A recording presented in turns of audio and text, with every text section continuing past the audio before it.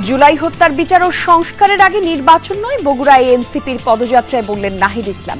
আর যেন তেন ভোট চায় না জনগণ, কুমিল্লায় পথসভায় জামায়াতের আমির। কুমিল্লায় একই পরিবারের ৩ সদস্যকে হত্যার ঘটনায় ৬৩ জনের বিরুদ্ধে থানায় মামলা, জনরোষ উস্কে দেওয়ার অভিযোগে স্থানীয় ইউপি চেয়ারম্যানও আসামি।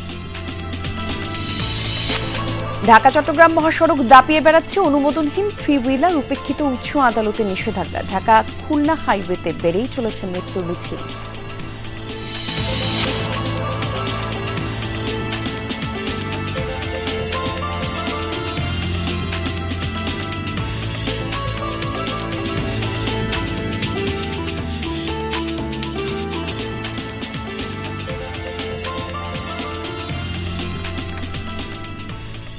আমন্ত্রণ সংবাদ সারা দেশে, আপনাদের সাথে আমি জান্নাতুল কলি আছি। শিরোনামগুলো দেখছিলেন, বিস্তারিত জানাবো। আগে ছাত্র জনতার অভ্যুত্থানে হত্যার বিচার এবং মৌলিক সংস্কার, তারপর নির্বাচন। বগুড়ায় জাতীয় নাগরিক পার্টির জুলাই পদযাত্রার ৫ম দিনের কর্মসূচিতে এমন মন্তব্য করেছেন এনসিপির আহ্বায়ক নাহিদ ইসলাম। সকালে শহরের পর্যটন মডেলের সভাকক্ষে জুলাই অভ্যুত্থানে শহীদ পরিবারের সাথে সাক্ষাৎ করে এনসিপির নেতাকর্মীরা। এ সময় নাহিদ ইসলাম বলেন, আন্দোলনে হত্যার বিচার দীর্ঘ প্রক্রিয়া হলেও দ্রুত এর রূপরেখা দেওয়া উচিত। জুলাই ঘোষণাপত্রের মধ্য দিয়ে দেশের সংস্কার নিশ্চিতের তাগিদও দেন নাহিদ। পরে সেখান থেকে সাতমাথার মুক্ত মঞ্চে পথসভায় যোগ দেয় এনসিপির নেতৃবৃন্দ। তারপর শিবগঞ্জেও গণসংযোগ করবেন তারা। এরপর জয়পুরহাটে পথসভা শেষ করে নওগাঁর উদ্দেশ্যে রওনা দিবেন এনসিপির গাড়িবহর। কর্মসূচিতে দলের আহ্বায়ক নাহিদ ইসলাম ছাড়াও কেন্দ্রীয় নেতৃবৃন্দদের মধ্যে উপস্থিত রয়েছেন মুখ্য সংগঠক হাসান আব্দুল্লাহ এবং সার্জিস আলম। জুলাই অভ্যুত্থানে বর্ষপূর্তিতে পর্যায়ক্রমে দেশের ৬৪ জেলায় জুলাই পদযাত্রা কর্মসূচি পালন করবে এনসিপি।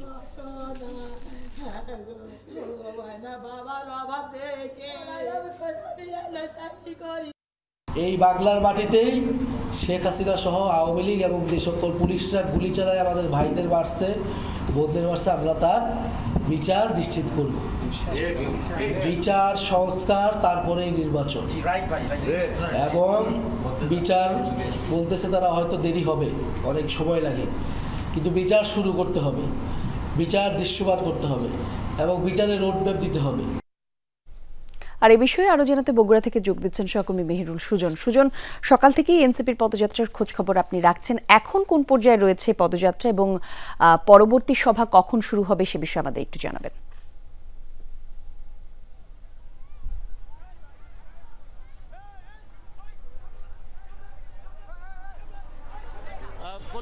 এই মুহূর্তে আমরা রয়েছি বগুড়া শহরের শেরপুর রোডে। জুলাই পদযাত্রা, যেটি জাতীয় নাগরিক পার্টি এনসিপির যে 1 জুলাই থেকে যে পদযাত্রা শুরু হয়েছিল, সেই পদযাত্রাটি বগুড়ার যে কর্মসূচি, কিছুক্ষণ আগে বগুড়া শহরের বগুড়া পলিটেকনিক ইনস্টিটিউটের সামনে থেকে এনসিপির কেন্দ্রীয় নেতারা যারা রয়েছেন, নাহিদ ইসলাম, হাসনাত আব্দুল্লাহ, সার্জিস আলম, তাদের নেতৃত্বে কিন্তু সেই পদযাত্রাটি এই মুহূর্তে চলছে। তারা কিন্তু বগুড়া শহরের যে পলিটেকনিক ইনস্টিটিউট রয়েছে সেখান থেকে এই পদযাত্রাটি শুরু করেছেন 12টার কিছুক্ষণ আগে, এবং তারা কিন্তু পদব্রজে এখন বগুড়া শহরের যে কেন্দ্রস্থল সাতমাথা বীরশ্রেষ্ঠ স্কয়ার এলাকা, সেই বীরশ্রেষ্ঠ স্কয়ার এলাকার যে মুক্ত মঞ্চ রয়েছে সেই মঞ্চে কিন্তু পথসভা রয়েছে এনসিপির, এবং সেই পথসভায় কিন্তু কেন্দ্রীয় নেতারা যোগ দেবেন, তারা সেখানে বক্তব্য দেবেন। এর আগে আমরা দেখেছি যে এনসিপির কেন্দ্রীয় নেতারা তারা বগুড়া পর্যটন মোটেলে, সেখানে বগুড়ার এই জুলাই আগস্ট আন্দোলন, এই গণ অভ্যুত্থানে যে 17 জন শহীদ হয়েছিলেন, সেই শহীদ পরিবারের যারা সদস্য তাদের সঙ্গে কিন্তু নাহিদ ইসলাম, কেন্দ্রীয় আহ্বায়ক এনসিপি জাতীয় নাগরিক পার্টির, তিনি কিন্তু কথা বলেছেন সেই শহীদ পরিবারের সদস্যদের সঙ্গে। তাদের সঙ্গে তিনি কুশল বিনিময় করেছেন, তাদের বিভিন্ন অভিযোগ, তাদের বিভিন্ন সমস্যার কথা শুনেছেন। এরপরে কিন্তু যে পদযাত্রার মূল কর্মসূচি সেটি শুরু করা হয়েছে কিছুক্ষণ আগে বগুড়া পলিটেকনিক ইনস্টিটিউটের সামনে থেকে। এই মুহূর্তে সেই পদযাত্রা নিয়ে এনসিপির কেন্দ্রীয় নেতারা, স্থানীয় নেতারা সেই পদযাত্রা নিয়ে এখন বগুড়া শহরের কেন্দ্রস্থল সাতমাথা বীরশ্রেষ্ঠ স্কয়ার এলাকার দিকে এগিয়ে যাচ্ছেন। আর অল্প সময়ের মধ্যেই তারা সেই সাতমাথা বীরশ্রেষ্ঠ স্কয়ার এলাকায় যাবেন, এবং সেখানে যে মুক্ত মঞ্চ রয়েছে সেখানে এনসিপির কেন্দ্রীয় নেতা যারা এসেছেন ঢাকা থেকে, যারা এই পদযাত্রায় অংশ নিচ্ছেন, তারা কিন্তু সেই পথসভায় বক্তব্য দেবেন এবং তাদের যে দাবি সংস্কারের পরে যে নির্বাচনের দাবিটি তারা তুলছেন সেই দাবির ব্যাপারে কিন্তু তারা বক্তব্য দেবেন।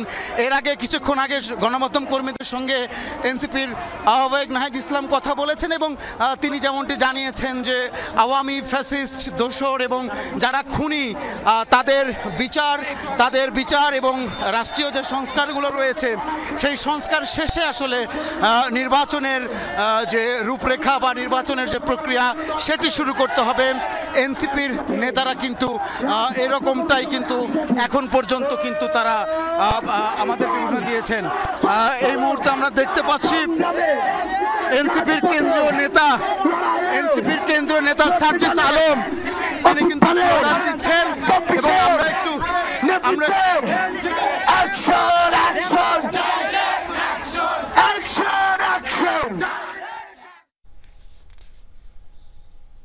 মেহরুল সুজন জানাচ্ছিলেন এনসিপির পদযাত্রার সবশেষ তথ্য। আগামী নির্বাচন সুষ্ঠু হতে হবে, জনগণ আর যেন তেন কোনো নির্বাচন চায় না মন্তব্য করেছেন জামায়াতে ইসলামের আমির ডাক্তার শফিকুর রহমান।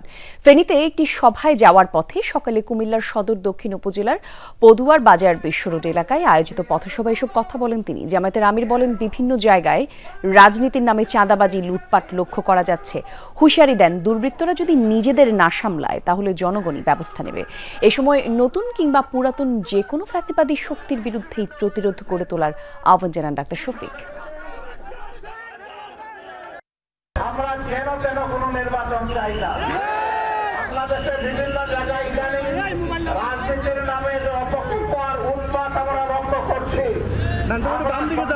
দলগুলোকে বলবো সাবধান হন, নিজেদেরকে সামলান। সংবাদ সাদেশের সময় হলো একটা বিরতির সঙ্গেই থাকুন, একটু পর ফিরছি।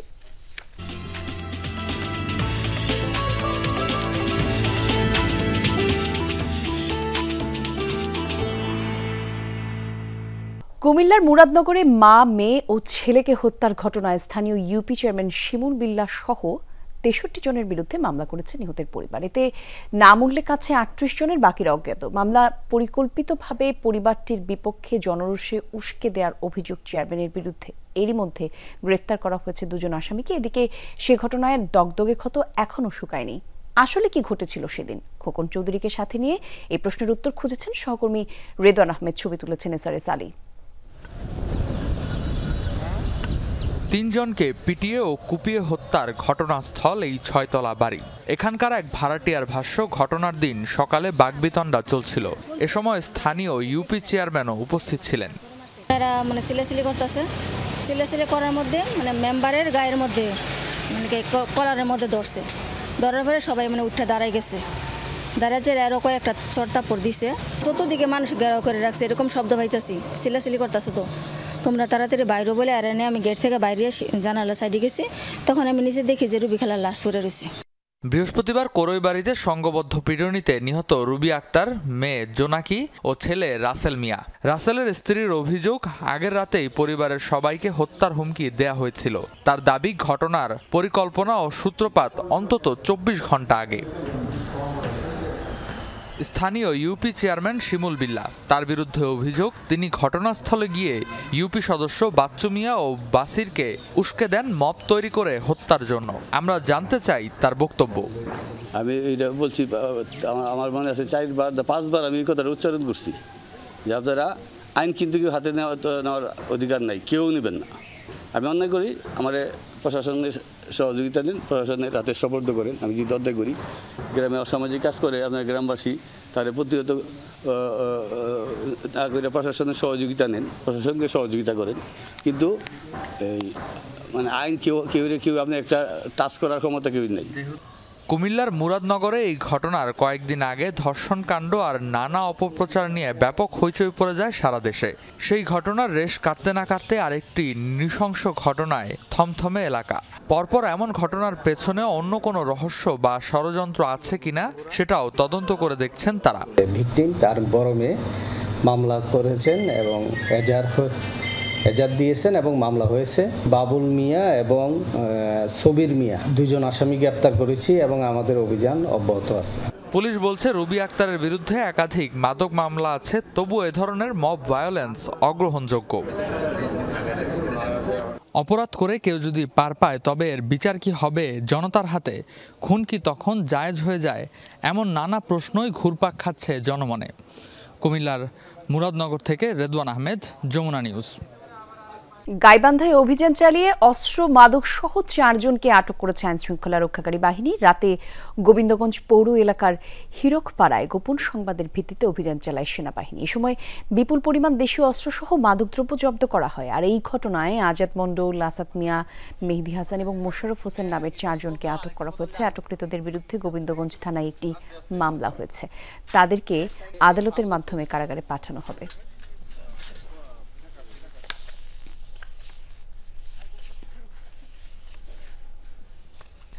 যান্ত্রিক ত্রুটির কবলে থাকা বিমান সরিয়ে নেওয়ার পর আবারও সচল হয়েছে চট্টগ্রাম শাহ আমানত আন্তর্জাতিক বিমানবন্দরের রানওয়ে। সকালে 9:30টায় অবতরণের পর যান্ত্রিক ত্রুটির কারণে রানওয়েতে আটকা পড়ে বাংলাদেশ বিমানের একটি উড়োজাহাজ। কর্তৃপক্ষ জানিয়েছে সৌদি আরবের মদিনা থেকে 387 জন যাত্রী নিয়ে 387 জন যাত্রী নিয়ে দেশে ফিরছিল বাংলাদেশ এয়ারলাইন্সের ফ্লাইট BG138। অবতরণের পর রানওয়ের 23-এর প্রান্তে পৌঁছালে যান্ত্রিক ত্রুটি ধরা পড়ে। এতে প্রায় 2 ঘন্টা বন্ধ থাকে রানওয়ে। এ সময় নিরাপদেই সরিয়ে নেওয়া হয়েছে যাত্রীদেরকে। পরে ত্রুটি সারিয়ে বিমানটি এপ্রনে নেওয়া হলে আবারও রানওয়ে সচল হয়। ঢাকা চট্টগ্রাম মহাসড়ক যেন 3 হুইলারের দখলে। মহাসড়কের নারায়ণগঞ্জ অংশে দিন রাত অবাধে চলাচল করছে ব্যাটারি আর সিএনজি চালিত অটোরিকশা। ট্রাফিক আইন অমান্য করেই মহাসড়কে চলছে এসব যানবাহন, ফলে প্রতিনিয়তই বাড়ছে দুর্ঘটনা। আর এই অবস্থায় স্থানীয় যাত্রীদের দাবি 3 হুইলার মুক্ত নিরাপদ মহাসড়ক। আর পুলিশ বলছে কড়াকড়ি এবং বিধি নিষেধ আরোপের পরও নিয়ন্ত্রণে আনা সম্ভব হচ্ছে না 3 হুইলার। দেশের ব্যস্ততম হাইওয়েগুলোর মধ্যে অন্যতম ঢাকা চট্টগ্রাম মহাসড়ক। প্রতি মুহূর্তেই এই পথে থাকে দূরপাল্লার যানবাহনের চাপ। তবে এই মহাসড়কে বাস ট্রাক নয়, যেন অটোরিকশার রাজত্ব। যাত্রাবাড়ি থেকে মেঘনা সেতু পর্যন্ত দিনরাত অবাধে চলাচল করছে এসব 3 চাকার যানবাহন। ট্রাফিক নিয়মের কোনো তোয়াক্কাই করছে না সিএনজি এবং ব্যাটারি চালিত এ সকল 3 হুইলার। অপোজিট সাইড থেকে অটোরিকশা আসার কারণে অনেক অ্যাক্সিডেন্ট হয়। অনেক মানুষের ব্যথা পায়, অনেক আগে থেকে আমরা এইভাবে যাচ্ছি, যেহেতু এমন অবস্থা হয়েছে যে এখন আর এদিক থেকে না যেতে পারি না। 10 টাকা 20 টাকা মারতে হয়, 50 টাকা পাওয়া যায়।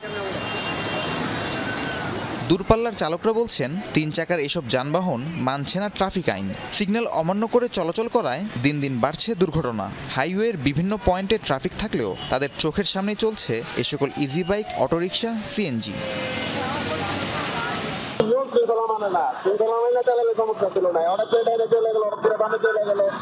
মাঝে মাঝে বড় গাড়ির সাথে পাল্লা দেয়, ওইগুলো প্রবলেম হয়। ওই যে টানে করে না, আর একটা ইন্ডিকেটর বুঝে দুবার কিছু বুঝে গাড়ি চালাইতে। আমরা যেভাবে ক্যাশ কুচ দেয় তারা 2 চাকা, তারা মানে ওই চিন্তা করে না যে আমরা 2 চাকা করে দিতে পারি। কারণ এটা হলো বড় গাড়ি রানিয়ে রাখলে যদি ব্রেকে পালা দেয় তো ব্রেকের ইটে তার করে দিতে পারবো না। তার গাড়ির সামনে যেভাবে মানে বাউলিগুলো দেয়, এগুলোতে খুব রিস্ক হয়ে যায়। হাইওয়ে পুলিশ বলছে কড়াকড়ি আর বিধিনিষেধ থাকলেও তা মানতে চায় না এ সকল 3 হুইলার।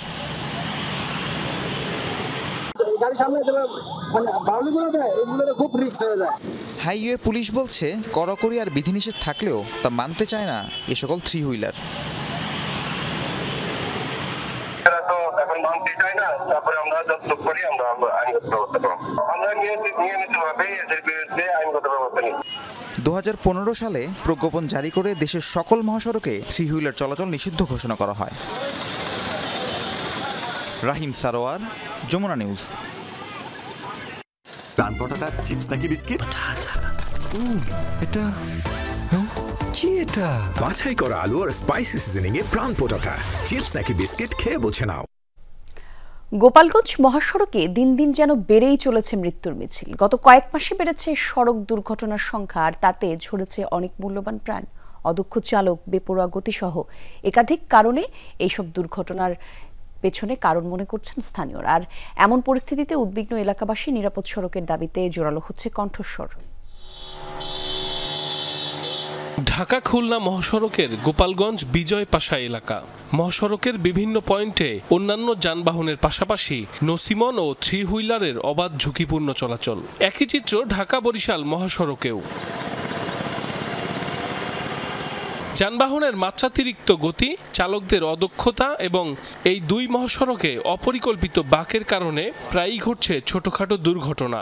গোপালগঞ্জ থেকে ফরিদপুরের ভাঙার দূরত্ব ৮০ কিলোমিটার। গেল ৬ মাসে এই অংশে অর্ধশতাধিক দুর্ঘটনায় প্রাণ গেছে অন্তত ৩২ জনের। যারা এই যে আপনার রোডে ওঠে এর একজনের লাইসেন্স নাই, আর যদিও বা পাইয়ে থাকে টাকা জোরে পাই। আমাদের কিছু ভুল আছে, ঠিক আছে। এরপরে মনে করেন রোডে যে গাড়িগুলো চলে এদেরও কিছু গাফিলতি ভুল আছে।